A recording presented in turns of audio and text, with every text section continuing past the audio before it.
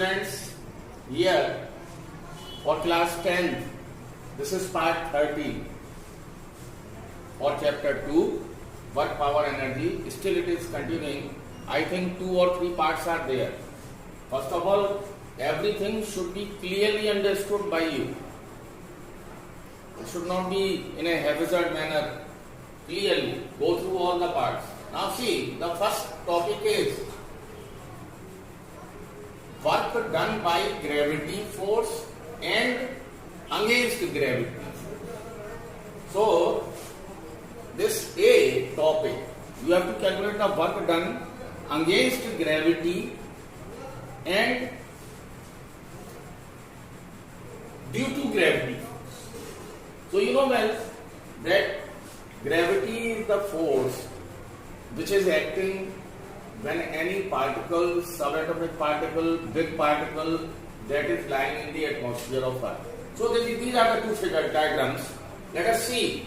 There is a body or a ball of mass m, and you want to carry it by an inclined plane, or it can be a stair from A to B.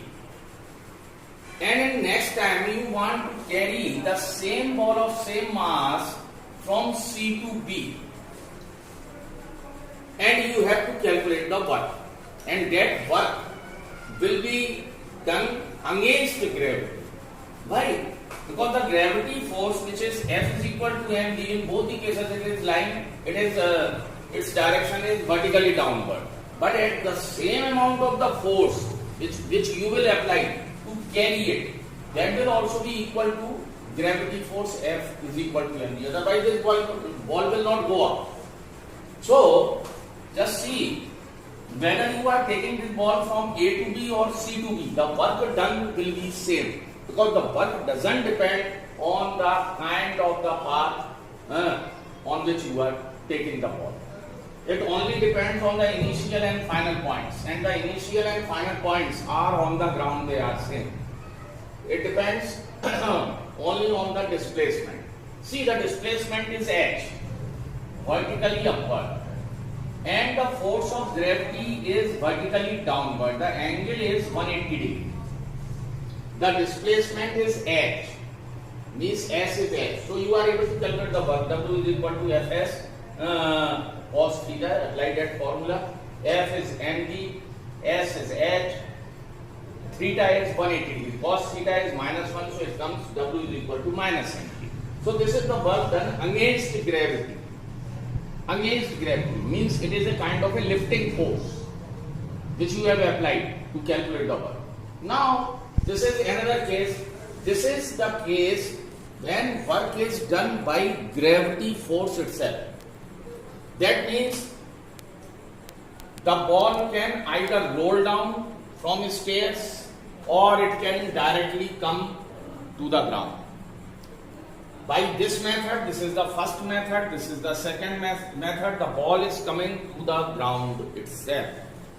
So whatever the work you will calculate, it will depend only on the initial and final point. These are the initial and final, and this is initial, this is final. These A and C are on the ground. So the displacement you will take h. You will not take the shape of the path, only the initial and final one. So see here, when the ball rolls down or falls directly downward, then the gravity force acts vertically downward, and the same is the direction of displacement h. Both the direction of F and H are vertically downward, the angle is 0 degree. You are able to calculate the same formula, mg into h into cos g. Cos 0 is +1, so it is positive of m. So these are the two ways in which you can calculate the work against gravity force and due to gravity. Now the next is, now this is the second topic B, which is mechanical power. The factors on which this power depends and its formula. So the first thing is, what is power? When a machine is able to do the work, it will do the work, it will take certain time. We say it has got that machine has got the power. So the power depends on two factors.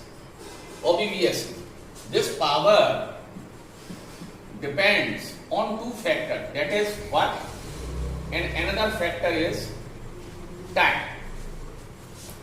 Mechanical power depends on two things, work and time. Now how it depends? Let us see. If a body is capable of doing more work, let the T is constant, the body is doing more work, obviously power will be more. So P is directly proportional to work. Now, if suppose the work is constant, this work is constant, same work the person is doing, but there is variation in the time. He is doing the same work in less time. Time is less. So we will say the machine or the person has got more power. That means time is less, power is more. In inverse relation, that means P is inversely proportional to time. In this way, this is inverse relation. When you will combine, you will get the formula like this: P directly proportional to work as well as inversely proportional to time, and it gives the formula P is equal to W by T. This has become the formula. In this way we used to discuss and then we make the formula. So you can make the definition of power. What is power? When the mechanical work is done in 1 second. In 1 second. See, in mathematics you cannot. Suppose in T seconds the work done is W. In 1 second the work done will be W by T. So this has become the definition of power. So you can define power. Rate of doing work. This is another definition. What is the meaning of rate? Anything which is happening in 1 second. Anything you are calculating in 1 second.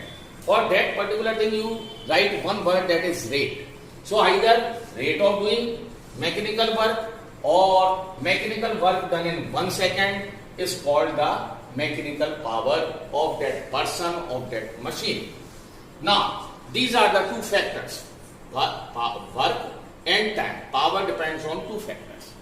Now, if there are two boys, A and B, two boys are there. This is the first boy, A. He does the work, W, 10 joules. And another boy, he also does the work, 10 joules. But when A is doing the work of 10 joules, he takes the time T1, that is 2 seconds. But when B is doing the work is same. Both the boys A and B, they are doing same work, but the time of B, B2, that is 5 seconds. 5 seconds. Now, if directly I ask you whose power is more, you will say, what you will say? That the power of A is more. Why? Because the work are constant. Now you have to see the two times. In both these cases, if the time is less, then the work will be more. So PA, it comes how much? You just do the division also. 5 joule per second. And for PB it is coming only 2 joule per second. So whose power is more? The power of boy is more. Why? Because the work is same but the time is less. Inverse relation. If the time is less, work is more. So this is and the formula is also over. This is the formula. Now there is a relation between this force, power and velocity. That is also a very simple relationship. Let us see here. This relationship, see. Suppose there is a body, on this body is there, it is lying on the ground. You have applied the force F. This is at position A. And then it comes here at position B, covering the distance S in the direction of force. And the time taken from here to here, the time taken is T. Time taken is T. The body will do the work. So you are able to calculate the work. W is equal to F into S. And when the body is doing the work, when the block is doing the work, obviously it has got the power. So you are able to calculate the power. Power is equal to work upon time. Put the value here, the F into S upon T. So P is equal to F, you can write like this, S upon T. S upon T, displacement upon time. You know well, in 9th class we have studied. This is the formula of average speed. S is the average distance covered from A to B, and T is the total time. S is the total distance covered from A to B, and T is the total time. So S upon T is the formula of average speed. The formula becomes P is equal to F into V. This is the relation. So this is C part, and now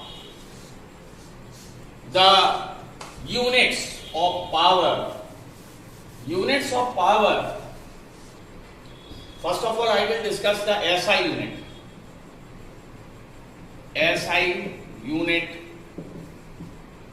of power.